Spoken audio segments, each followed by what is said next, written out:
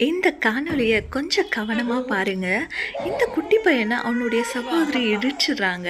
அப்போ வலியால அந்த குட்டி பையன் அழறான். அப்போ உடனே அந்த சகோதரி அவன கட்டி அணைச்சு முத்தமிட்டு அன்பு கூறும்போது, அந்த அன்பை நிமித்தம் அந்த வலிய மறந்து அவன் அழைய நிப்பாட்டிடுறான். அவனுக்கு வலி இல்லாம இல்ல, அவனுக்கு வலி இருக்குது. ஆனாலும் அவனுடைய வலியை காட்டிலும் அந்த சகோதரியினுடைய அன்பு அவனுக்கு பெருசா இருக்குங்க. இந்த நாள்ல நம்மளுடைய வலியை காட்டிலும் நம்மளுடைய அன்பு பெருசாக இருக்கா? நம்ம மற்றவங்க மேலே எவ்வளோ அன்பு கூறுறோம், எவ்வளோ மன்னிக்கிறோம், எவ்வளோ சகிக்கிறோம், எவ்வளோ தாங்குகிறோம்.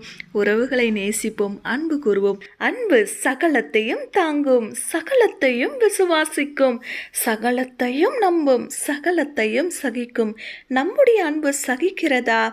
கர்த்தருடைய வார்த்தையின்படி உண்மையான அன்பு நமக்குள் இருந்தால் கண்டிப்பாய் சகிக்கும். இது கர்த்தரின் வார்த்தை. ஆமீன். அல்லேலூயா.